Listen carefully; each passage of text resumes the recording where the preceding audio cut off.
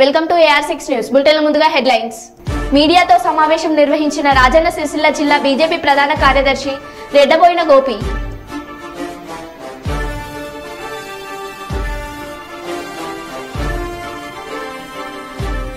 Telugu Desam party అధికారంలోకి రాగానే గూడూరుని నెల్లూరు జిల్లాలో కలుపుతాం చంద్రబాబు నాయుడు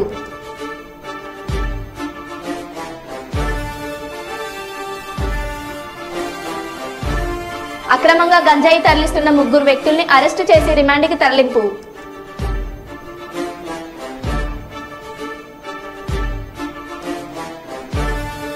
అనకాపల్లిలో సీఎం జగన్ మేము సిద్ధ సభ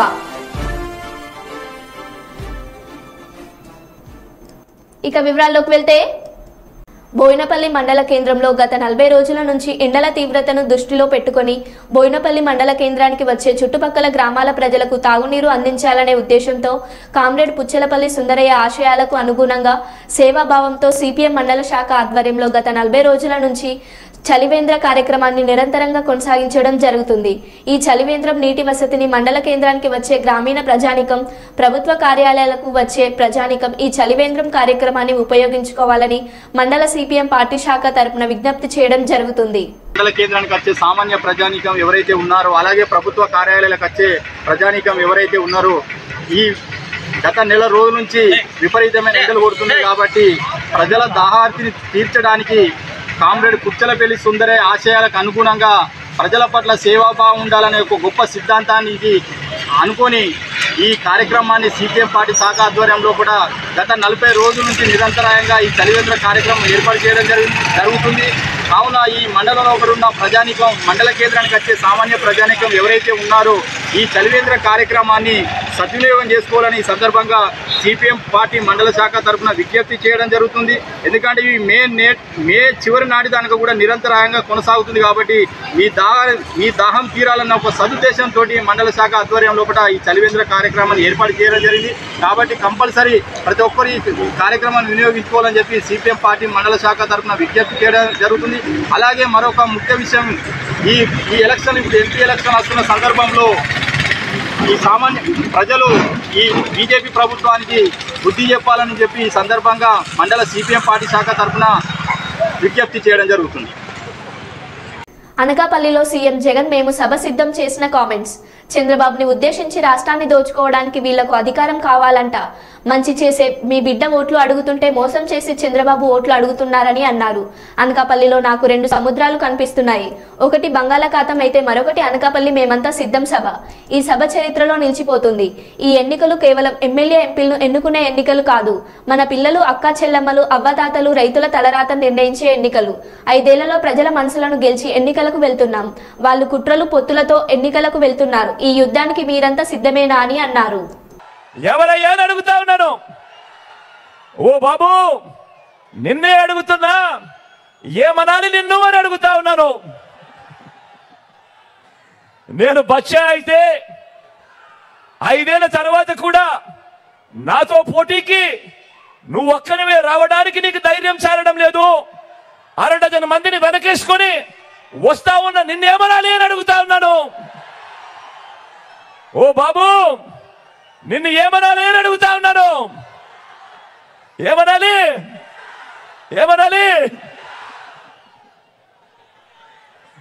నేను బచ్చా అయితే ఈ 58 నెలల్లో గ్రామానికి, రైతులకి, పేదలకి, అక్కచెల్లెమ్మలకి, పిల్లలకి, అవ్వ తాతలకి, సామాజిక వర్గాలకి నేను చేసిన మంచి, ఇంటింటికి చేసిన అభివృద్ధి నువ్వు 14 ఏళ్ళు సీఎంగా ఉన్నా కూడా ఎందుకు చేయలేకపోయావు అని అడుగుతా ఉన్నాను ఈ చంద్రబాబు నాయుడుని. ఈ మధ్య బాబు ఏమంటున్నాడంటే జగన్ ఒక బచ్చా అంటున్నాడు.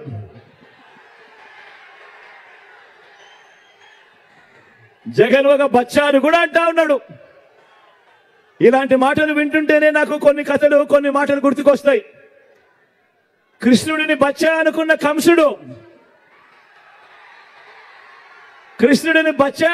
కంసుడు పూతన కాలింది. ఇప్పుడు బాబు వాన్ మీద నిలబడిన 3 మాదిరిగా ఈరోజు గుర్తుకొస్తా ఉన్నారు.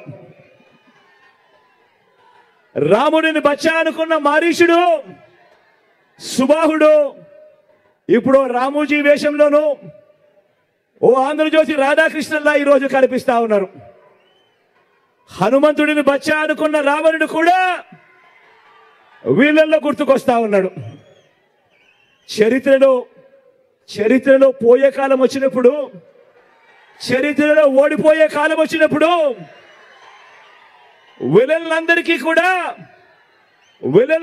కూడా అటువైపున హీరోలందరూ బచ్చాలుగానే కనిపిస్తా ఉంటారు.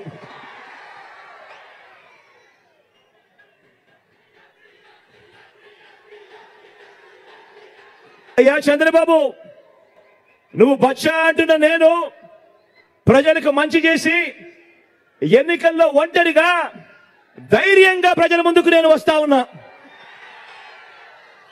మరి 14 ఏళ్ళు సీఎంగా చేశావు కదా, మరి 3 సార్లు సీఎంగా చేశావు కదా, మరి పేదలకు నువ్వు చేసిన మంచి ఉంటే నువ్వెందుకయ్యా బచ్చాను చూసి భయపడుతూ పొత్తుల కోసం ఎగబడతా ఉన్నావు అని అడుగుతా ఉన్నాను చంద్రబాబును. ఈ 75 ఏళ్ల వయసులో నువ్వు 10 మందిని ఎందుకు పోగేసుకోవాల్సి వస్తా ఉంది అని అడుగుతా ఉన్నాను. అంతా గమనించండి. ఇంటింటికి మంచి చేసిన మీ బిడ్డ ఒక్కడి చుట్టూ ఎంతమంది బాణాలు పట్టుకొని ఉన్నారు అనంటే గమనించమని కోరుతా ఉన్నాను. పక్కా నియోజకవర్గానికి వెళ్లి గెలిచిన నాయకులు కూడా కరీంనగర్ ఎంపీ బండి సంజయ్ కుమార్ ను విమర్శిస్తున్నారని రాజన్న సిరిసిల్ల జిల్లా బీజేపీ జిల్లా ప్రధాన కార్యదర్శి రెడ్డబోయిన గోపి మీడియా సమావేశంలో అన్నారు. రాష్ట్ర రవాణా శాఖ మంత్రి పొన్నం ప్రభాకర్ సిరిసిల్లాలో కరీంనగర్ ఎంపీ బండి సంజయ్ పై చేసిన వ్యాఖ్యలను బీజేపీ జిల్లా ప్రధాన కార్యదర్శి రెడ్డబోయిన గోపి ఖండించారు. సిరిసిల్లలో మీడియా సమావేశం ఏర్పాటు చేసి వారు మాట్లాడుతూ సొంత నియోజకవర్గంలో గెలవలేక పక్కా నియోజకవర్గానికి వెళ్లి గెలిచిన నాయకులు కూడా బండి సంజయ్ కుమార్ గురించి మాట్లాడడం విడ్డూరంగా ఉందని అన్నారు. ఆరోపణలు చేయడం ఎంతవరకు సబబని అన్నారు. కరీంనగర్ ఎంపీ బండి సంజయ్ విమర్శిస్తే సహించేది లేదని ఈ సందర్భంగా అన్నారు. సంక్షేమ పథకాల కంటే ఎక్కువ, వారి హామీల కంటే ఎక్కువ బండి సంజయ్ గారి గురించే మాట్లాడడం జరిగింది. పొన్నం ప్రభాకర్ గారు ఏమన్నారంటే, బండి సంజయ్ కుమార్ గారు మీరు ప్రసాదం స్కీమ్ కింద వేములవాడ టెంపుల్కి కానీ, కొండగట్టు టెంపుల్కి కానీ, కాళేశ్వరం టెంపుల్కి కానీ ఎందుకు నిధులు తేలేకపోయిందని అడిగింది. ప్రభాకర్ అన్న, పోయిన ప్రభుత్వం బీఆర్ఎస్ ప్రభుత్వం ప్రతి పాత్రికేయ సమావేశంలో గౌరవ పార్లమెంటు సభ్యులు బండి సంజయ్ కుమార్ గారు నేను ఎంపీగా ఉన్నా, కేంద్ర ప్రభుత్వం నిధులు తేవడానికి రెడీగా ఉన్నా, మీరు ఒక రిక్వెస్ట్ లెటర్ మాకు దేవాలయ అభివృద్ధి కోసం ఇన్ని నిధులు అవసరం ఉన్నాయని చెప్పి కేంద్ర ప్రభుత్వానికి పెట్టమంటే బీఆర్ఎస్ ప్రభుత్వం ఎక్కడ భారతీయ జనతా పార్టీకి పేరు వస్తుందో అని అది పెట్టలేకపోయింది. ఈరోజు మీరు రేవంత్ రెడ్డి గారు పోతున్నారు కదా అభివృద్ధి పనికి పైసలు కావాలని, అట్లా పోతే ఈ పార్టీకి ప్రసాదం స్కీమ్ వచ్చేది. మరి దాంట్లో వైఫల్యం ఎవరిదన్నది ప్రభాకర్ గారు గుర్తించాలి. ఇంకా పొన్నం ప్రభాకర్ గారు ఏమన్నారంటే, పోయినసారి ఏదో ముఖ్యమంత్రి గారు హిందుగాళ్ళు బొందుగాళ్ళు అని ఒక మాట అనబట్టి దాంతో సెంటిమెంట్ పండించి బండి సంజయ్ కుమార్ గెలిచారంటారు. ప్రభాకర్ అన్న, పోయినసారి కూడా కాదు, ఈసారి కూడా ఏదైతే హిందుగాళ్ళు బొందుగాళ్ళ మీద తెలంగాణ ప్రజలు కరీంనగర్లో ఎలాంటి తీర్పునిచ్చారో, అయోధ్య రాముని అక్షంతలను ఏదైతే మీరు రేషన్ బియ్యం అన్నారు దాన్ని కూడా కరీంనగర్ పార్లమెంటు ప్రజలు గుర్తుంచుకున్నారు. అదే తీర్పును మళ్ళీ దీని మీద కూడా ఇస్తారని చెప్పి పత్రికాముఖంగా మీకు తెలియజేస్తున్నాం. ప్రభాకర్ అన్న, ఈరోజు మీ కాంగ్రెస్ నాయకులు ఎక్కడైనా మత విద్వేషాలను రెచ్చగొడుతుంది భారతీయ జనతా పార్టీ అని చెప్తున్నారు. మతాలను రెచ్చగొట్టి ఓటు బ్యాంక్ కొల్లగొడుతుందని చెప్తున్నారు. ఎందుకన్నా అవకాశం మాకిస్తున్నారు? మీరు ఎలక్షన్లే ఉన్నాయి కదా, మీరు రాహుల్ గాంధీ గారిని అయోధ్య తీసుకపోండి, ఒకసారి తీసుకపోండి. ఏమన్నా గేట్లు పెట్టిండ్రా? రాకుండా మీరు పోండి, మీరు రేవంత్ రెడ్డి గారు పోండి. రామాలయం రాకుండా ఆపుతుండ్రా మిమ్మల్ని ఏమన్నా? మీరు ఓటు బ్యాంక్ రాజకీయం కోసం ఇంట్ల దేవుని ఫోటోలు పెట్టుకొని బయట గుళ్ళకు బంద్ చేసే పరిస్థితులు ఉన్నారు మీరు. ఈరోజు ప్రతి ఒక్క వ్యక్తి బండి సంజయ్ గారి గురించి విమర్శించుడే. కరీంనగర్లో గెలవలేక హుస్నాబాద్లో గెలిచిన వ్యక్తులు కూడా బండి సంజయ్ గారు కుమార్ గురించి విమర్శలు చేస్తున్నారు. మీ ప్రభుత్వం వచ్చి ఎన్ని రోజులు అయితే అది మీ హామీలు ఎక్కడుంది? వరి ధాన్యాలన్నీ అక్కడ రైతులు కొనుగోలు కేంద్రాలలో పోసిండ్రన్నా, వానలు పడుతున్నాయి, వాళ్ళకి కవర్లు ఇయ్యి, మీరు ఇస్తా అన్న 500 బోనస్ ఇయ్యి. జరా 100 రోజులు అయిపోయింది మీ ప్రభుత్వం వచ్చి. 500 బోనస్ ఇయ్యి. మహిళలు ఎదురు చూస్తున్నారు. 2500 రూపాయలు ఇయ్యి. ఇస్తామన్నారు కదా 100 రోజులల్లా. 2500 రూపాయలు ఇయ్యి. తులం బంగారం అంటే ఇయ్యి. సిరిసిల్ల మహిళలు, మా పద్మశాలి బిడ్డలు ఎదురు చూస్తున్నారు. మా సామాజిక వర్గం బిడ్డలు ఎదురు చూస్తున్నారు. తులం బంగారం ఎప్పుడు ఇస్తారన్నా? మీకు 2 లక్షల రుణమాఫీ కోసం ఎన్నికల కోడ్ అడ్డం వస్తుంది. 2,70,000 రూపాయల పద్మశాలికి ఇచ్చే నిధుల కోసం ఇన్స్టాల్మెంట్లు కావాలి. 50 కోట్లు 50 కోట్లు 50 కోట్లు. ఇదంతా ఓటు బ్యాంక్ రాజకీయం కోసం పని చేసి ప్రజల మంచైన బండి సంజయ్ కుమార్ గారిని విమర్శించిన పద్ధతి కాదు. భారతీయ జనతా పార్టీ ప్రజా సంక్షేమం కోసం ఈరోజు అందరూ మాట్లాడుతున్నారు. వీళ్ళంతా కరోనా కాలంలో ఏడో ఉన్నారో మాట అర్థమైతే లేదా ఏసీ రూములల్లా.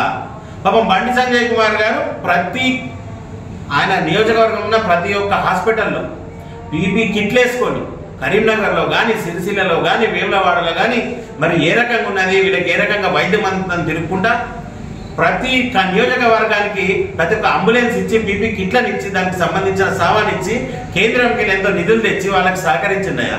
గదాని గురించి మాట్లాడుండ్రి. భారతీయ జనతా పార్టీ పక్షాన ఒకటే డిమాండ్ చేస్తున్నాం.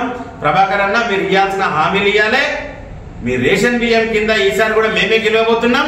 ఏదైతే మీరు మన అయోధ్యాక్షంతలను రేషన్ బియ్యం అన్నారో దాంతో పాటు ఈసారి కూడా మేమే డబుల్ మెజారిటీతో గెలవబోతున్నాం. దీన్ని గుర్తెరగాల మీరు. భారతీయ జనతా పార్టీ బండి సంజయ్ గారి మీద విమర్శలను చేస్తూ ఊరుకోదని చెప్పి పత్రికాముఖంగా తెలియజేస్తున్నాం. భారత్ మాతాకి జై. ఇంటింటికి ఇంతియాజ్ కార్యక్రమంలో భాగంగా నేడు కర్నూలు నగరంలోని 22వ వార్డులో కర్నూలు నియోజకవర్గ వైఎస్ఆర్సీపీ ఎమ్మెల్యే అభ్యర్థి శ్రీ ఎండి ఇంతియాజ్ గారు, కర్నూలు మాజీ ఎమ్మెల్యే శ్రీ ఎస్వి మోహన్ రెడ్డి గారు, వైసీపీ నాయకులు కార్యకర్తలు పాల్గొనడం జరిగింది. ఈ కార్యక్రమంలో శ్రీ ఎండి ఇంతియాజ్ గారు మాట్లాడుతూ జగనన్న ప్రారంభించిన పథకాలు సవ్యంగా కొనసాగాలంటే ఫ్యాన్ గుర్తుకు ఓటు వేసి గెలిపించాలని కోరడం జరిగింది. 22 వార్డు సంబంధించిన కార్యకర్తలందరూ కూడా దీంట్లో పాల్గొనడం జరుగుతూ ఉంది. మరి ఏ ఇంటికి వెళ్ళినా కూడా అందరు కూడా జగనన్న పథకాలని లబ్ధి పొందిన వారు చాలా ఎక్కువ మంది ఉన్నారు.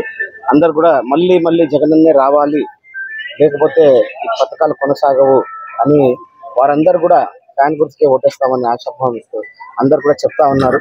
ఖచ్చితంగా మళ్ళీ జగనన్నే సీఎం అయి వస్తాడని చెప్పేసి అందరికీ నమ్మకంగా ఉంది.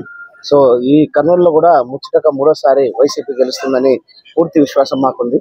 జై జగన్. ఈ నెల 19వ నాడు జగిత్యాల లయన్స్ క్లబ్ వారు జగిత్యాలలో నిర్వహించిన లయన్స్ క్లబ్ ఉచిత కంటి వైద్య శిబిరంలో కంటి శస్త్రచికిత్సకు సెలెక్ట్ అయిన 35 మంది అదే రోజు కరీంనగర్ రేకుర్తిలో గల కంటి లయన్స్ క్లబ్ వారి కంటి ఆసుపత్రిలో శస్త్రచికిత్స చేయించుకొని ఈ రోజు జగిత్యాలకు లయన్స్ క్లబ్ వారి స్వంత వాహనంలో తిరిగి దింపివేయడం జరిగింది. అదేవిధంగా ఈ రోజు కూడా 2వ దాపా 30 మంది శస్త్రచికిత్స కొరకై కరీంనగర్ రేకుర్తిలో గల లయన్స్ క్లబ్ వారి కంటి ఆసుపత్రికి తరలి వెళ్లారు. ఇటు కార్యక్రమాన్ని జగిత్యాల లయన్స్ క్లబ్ అధ్యక్షులు వినోద్ కుమార్, అడ్లగడ్డ శంకర్, గంగాధర్, శ్రీరాముల, సుదర్శన్ దగ్గరుండి ఈ కార్యక్రమాన్ని నిర్వహించారు.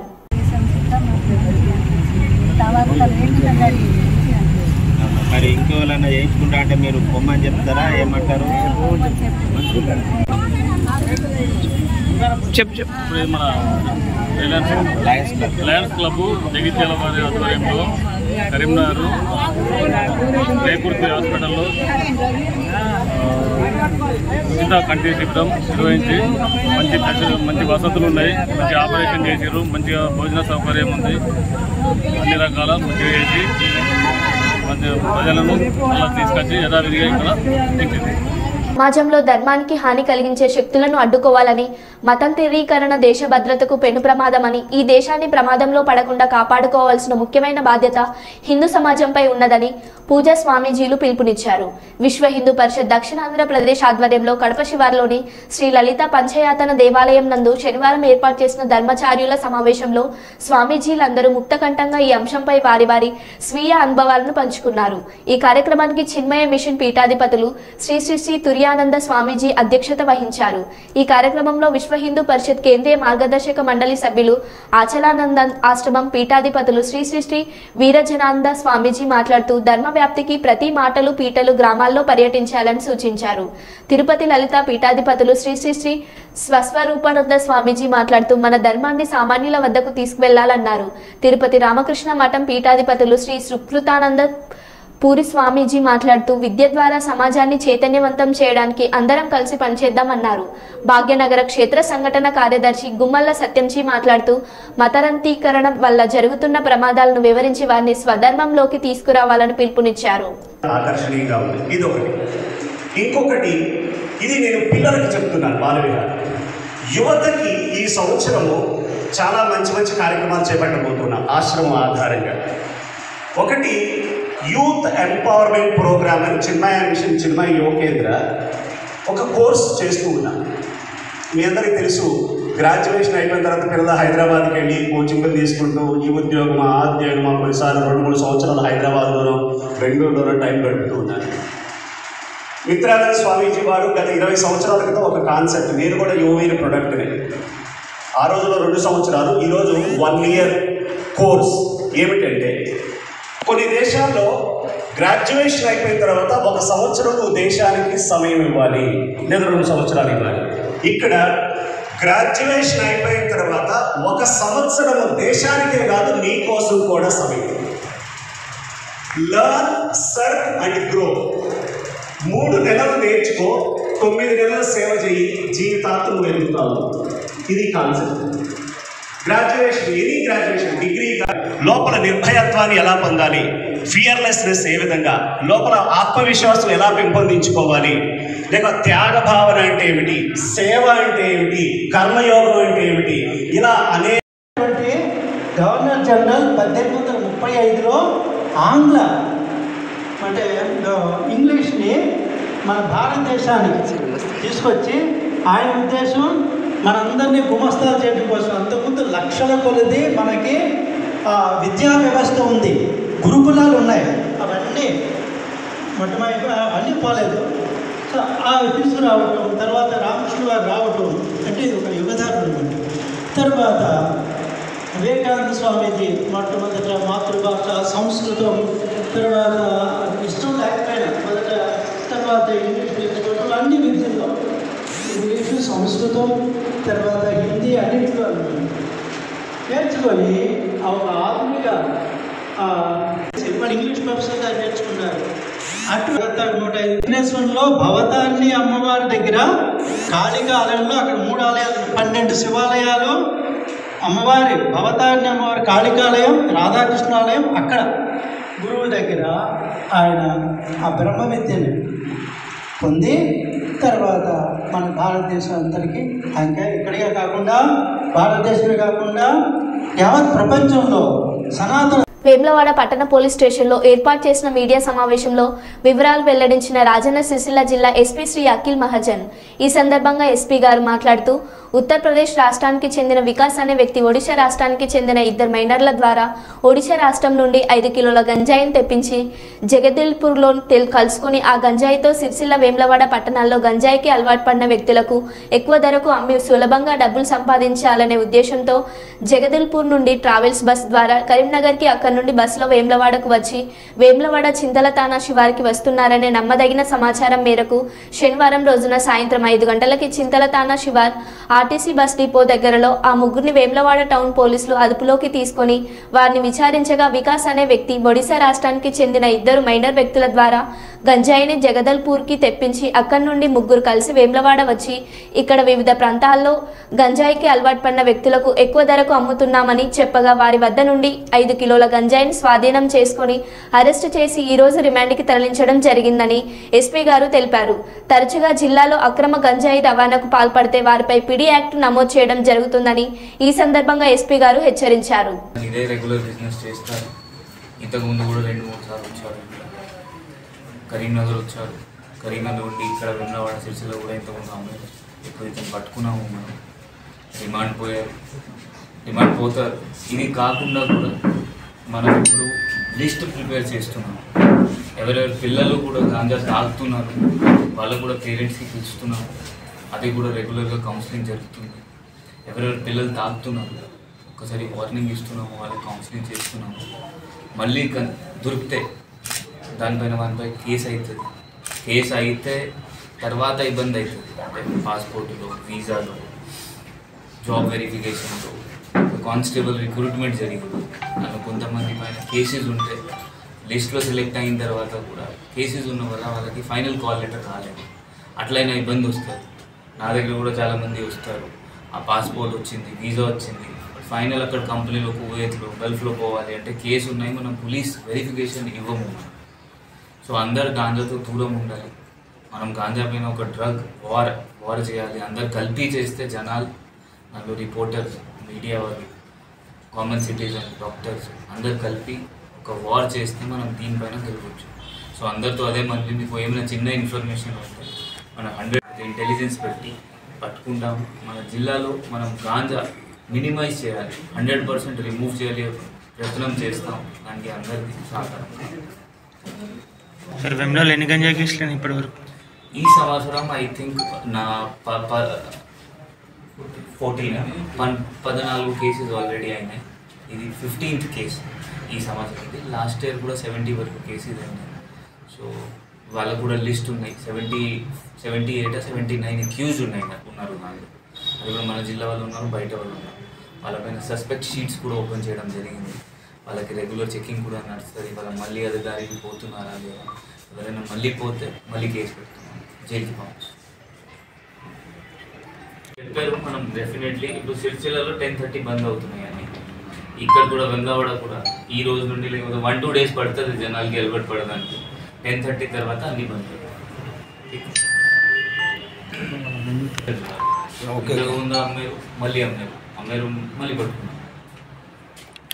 మీకు ఇప్పుడు ఇన్ఫర్మేషన్ ఉంటే ఈ జూనియర్ కాలేజ్లో లేకపోతే ఏమైనా ఈ కాలేజ్ గ్రౌండ్ వెనుక నైట్ టైం వరకు పిల్లలు తాగుతున్నారు, మనకి ఇన్ఫర్మేషన్ పాస్ చేసి మనం 100% పట్టుకుంటాం. 100% మన సపోర్ట్ ఉంటుంది, పోలీస్ సపోర్ట్. మరో బులెటిన్లో మళ్ళీ కలుద్దాం. Stay tune.